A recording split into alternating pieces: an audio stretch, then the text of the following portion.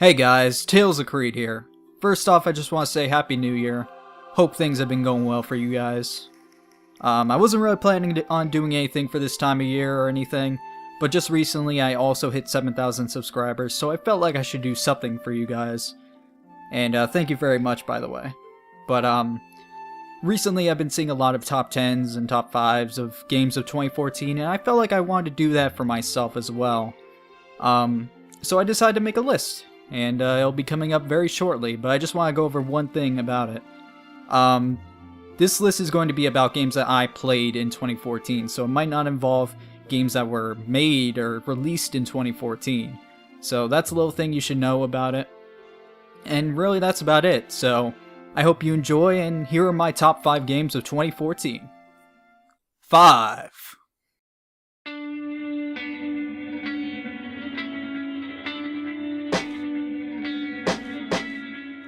If I'm being honest with you, I literally beat this game a couple days ago. I had to actually check to make sure if I could put this game on the list at all, but luckily I completed it on December 30th. Transistor is an amazing piece of art. Even when you first begin the game, there's no title screen. There's no new game or continue. You're just kind of thrusted into it immediately, which actually really builds the immersion very quickly. The story that they present in the game is very heavily reliant on audio and text logs, because as you find out, your main character has lost her voice due to previous events. This gives your comrade in the story, the Transistor, the brunt of the dialogue, which actually works very nicely. The cool thing about it is, well, first of all, you got a freaking sword talking to you for the entire journey. He's very considerate about your situation, even though he's kind of in a pickle as well, being a sword and all. Also, which I found out near the end of the game, you actually do communicate with him at times during the text logs. You can make responses to them, and I didn't really notice until near the end, but your responses are mostly directed to what he's saying rather than what's written in the log. Other than that though, a lot of the story is left up to interpretation. This is another one of those games, similar to Xenogears, where I feel like you should experience it rather than have someone tell you what's going on. The real appeal, in my opinion, is the combat. The intricacies of the combat are completely astounding. You can play this game in either an action RPG style or just a strategy style, but honestly, I think strategy works much better in most situations. It's exciting to set up a plan, have the game tell you what it's going to cause to the enemies, and then watch it unfold instantly. In addition to that, to go a bit deeper into the combat, as per normal you can use abilities against your enemies, but at the same time, you can combine other abilities with your active abilities to have them doing things like more damage or other such effects. It's amazingly complex considering how many ability options you have, as well as having access to traits from the abilities that can be set on your character for buffing purposes. If I had to find some sort of fault with this game, it would probably be the amount of bosses. I really wanted to test more and more abilities and strategies on actual bosses, but there ended up being very little in the game, so there wasn't much to test them on. Now I haven't gone through a New Game Plus or anything, so you could definitely do that since I believe you keep your abilities on your second run. But I thought it would have been a bit more exciting if you just had more bosses. As a final note, fantastic game. The soundtrack, which I haven't mentioned until now for some reason, is phenomenal. And just all around short and sweet. 4.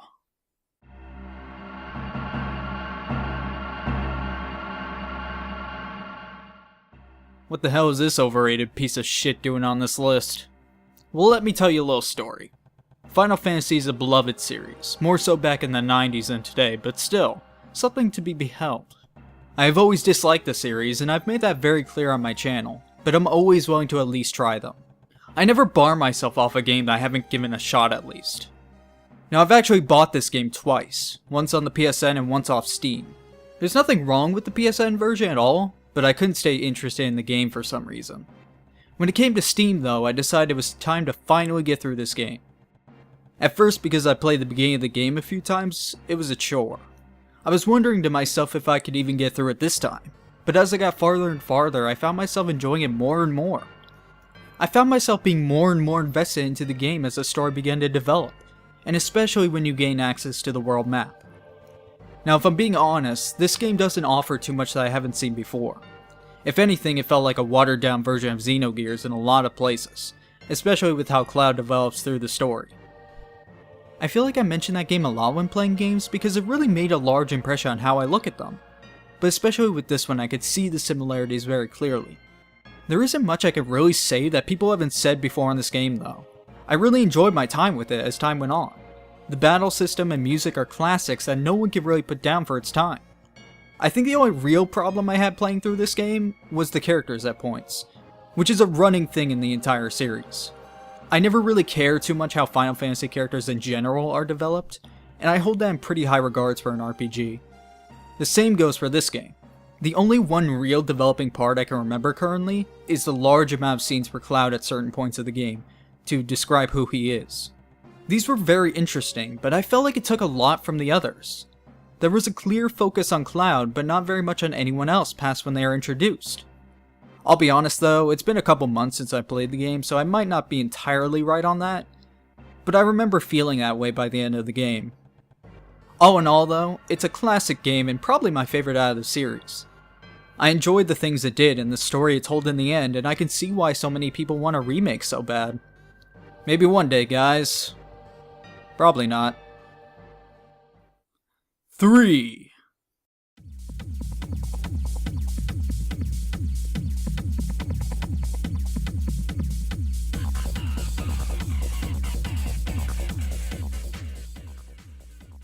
This game is stupid and ridiculous and one of the weirdest games I've ever played. Why the hell is this my third game of the year? Well, because it's stupid and ridiculous. This game is hard to put into words because of just how ridiculous it is. This is definitely a game you never want to take seriously, but I'm sure you can tell by the title of the game. Akiba's trip takes place in the magical wonderland of Akihabara, which is known as the Electric Town of Japan. The city is ripe with video games, anime, figures of hot anime women, and the ever-elusive Maid Cafe. And you know what? This game honestly replicates Akiba very well. It's actually rather astounding how well it does it, from the maids around the areas, to the constant actually real advertisements that are placed everywhere in the city. If you're a broke loser like I am, it's exciting to see this place even in a video game like this. As for the story, well, it fits the game, I suppose. So you're a nameless guy, like literally his default name means nameless in Japanese, going for a job interview. In a strange turn of events, this job interview turns into a kidnapping, and you end up losing your life in the process. Thanks to a girl facing off with this organization, she saves your life with her blood, and you essentially become a vampire. Again, it's stupid and shouldn't be taken seriously at all. But don't be put off by the vampire part. This game is meant to be stupid and fun, and a lot of it shows in the gameplay. The enemies you face off against are similar to you, which is where the combat comes into play. This game is all about ripping your opponent's clothes off, usually down to the underwear, but certain times it can be all of it. Obviously this is censored though by the blinding bright light of anime. Anyway though, ripping the people's clothes off causes them to burn up in the sunlight, which is rather hilarious when you first see it, and that's pretty much the crutch of the game. You get to rip people's clothes off and use ridiculous weapons to take them out. It's a definitive weeaboo game and I love it a lot. But being honest from a technical standpoint, this game is a mediocre 3D brawler at best. But the amount of fun I had with it really put it up there for me this year. If you're a super otaku weeb who loves Japan, buy this game. It's really fun to play, and also to walk around Akiba for a fun time tearing off clothes and having sun disintegrate people into oblivion. Oh, and also, Shizuku is best girl. 2.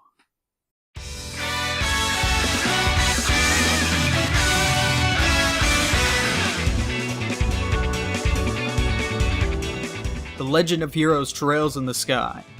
You hear that title and instantly your first thought is probably, that sounds like the most generic RPG title I've ever heard.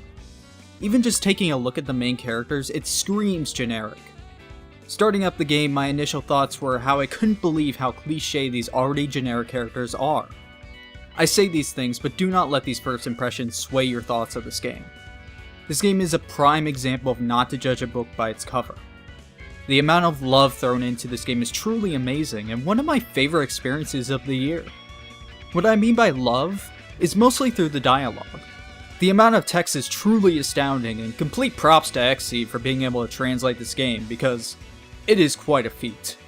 Now, a large amount of text doesn't make a game. You can do that in any game. But the amount of depth that goes into very simple NPCs just feels like a complete breath of fresh air. These people that nowadays you usually just run on by actually have lives and stories that you can talk to them about. And that may seem like a small thing, but it's something I really appreciated in this game. I felt like cities and towns were truly alive, which I can't say too often in RPGs. When I discovered this, I began to talk to many people in the towns, and a lot of my enjoyment came from this. Obviously, though, this is not part of the main story, so how is that? Well, it's actually pretty fun. A lot of the main story actually involves the people in town and helping them out. Our main characters are two junior bracers, which is a job that involves helping out people with their troubles, whether it would be a simple delivery to a dangerous kidnapping situation. You're basically the neighborhood watch committee, but you aren't limited to just one town.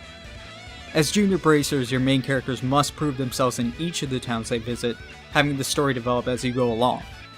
Seeing these characters develop, along with gaining more interesting friends along the journey, feels fun and exciting. It feels like an actual relaxed journey without the need to toss in the "we must save the world" trope. This is a journey for yourself, to prove yourself and better the world by yourself. Obviously there's a lot more to it with the story and such, but that's a big part of it, and I personally enjoyed it a lot. It's very character driven, and I think that's the main point I'm trying to push. I've said before that I prefer well-developed characters over a good story, and this game shines with its characters. I honestly can't find many faults with it either. I completely enjoyed my 50 hours with this game from start to finish, but I do want to throw a little awareness of this game out. The one bad thing, which really is an awesome thing but could be bad, is that this game is the first of a trilogy. To give a little spoiler, this game leaves you off on the biggest cliffhanger imaginable, and it kills me inside waiting for the second game. That being said, the second game is being translated and should be out early this year, but the third game will be very dependent on the sales of the first and second game. If you want an amazing JRPG experience with amazing characters and will last you 50 plus hours, please think about picking this and the second game up on Steam. I cannot stress this enough because these games truly deserve the recognition for the amount of effort the translation teams have put into it. It's simply an amazing experience that I cannot recommend enough. 1.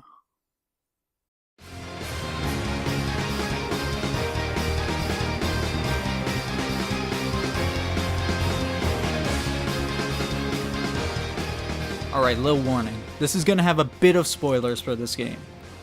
Anyway though, I'm going to be real with you right here, right now.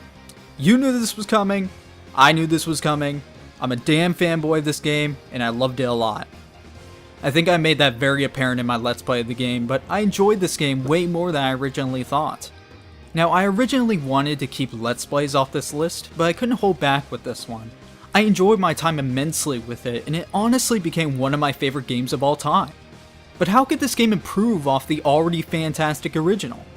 Well, they attempted many things to do this, and for the most part, I believe most of it worked. The biggest change is, of course, the main characters and more of a focus on Olympias. Switching the story over to a more Olympian-focused setting, I felt was a nice transition after barely getting a taste of any of it in the first game.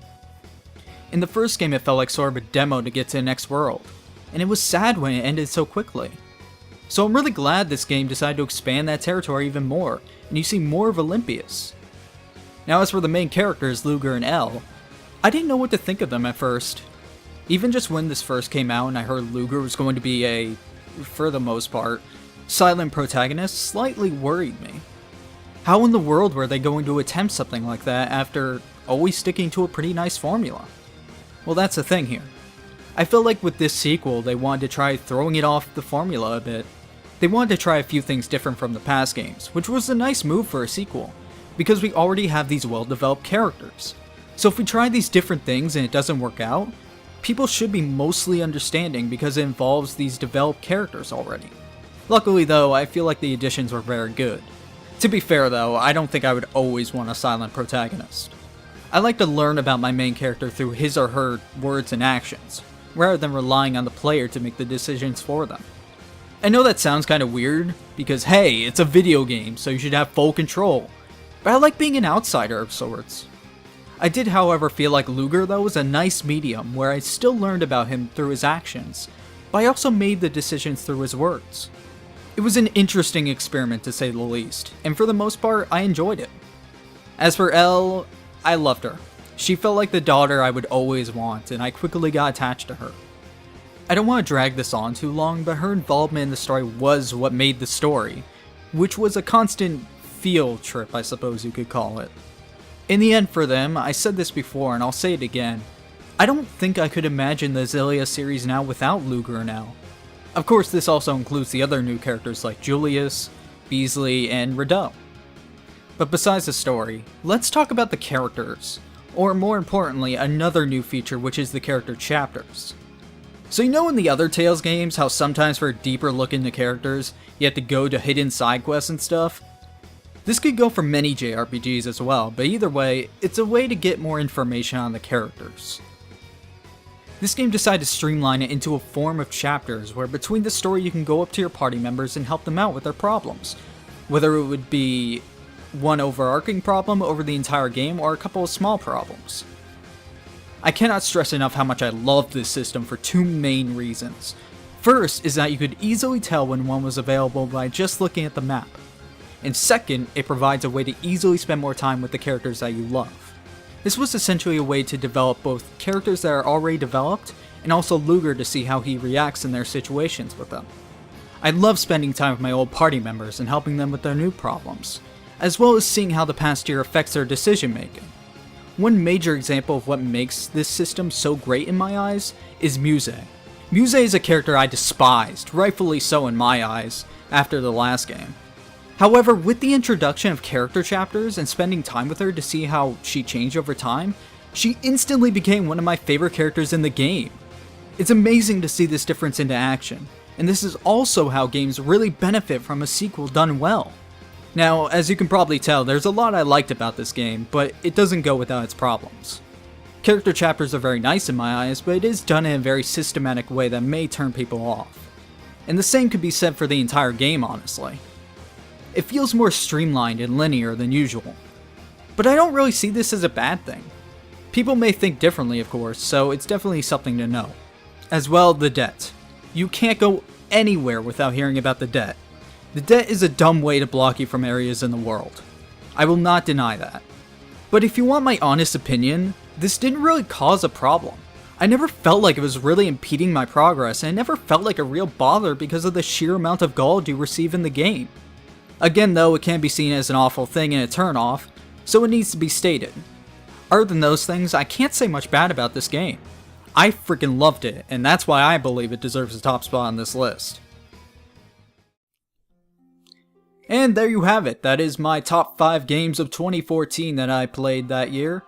Let me know if you enjoyed it. I'm not really much of a reviewer, so I'm a little awkward at times, sorry about that, but I hope you did enjoy it.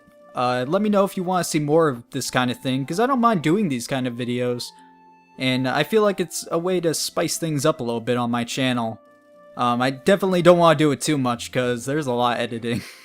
There's a lot of editing involved. But it was fun. It was enjoyable. Thank you for 7,000 subscribers, of course.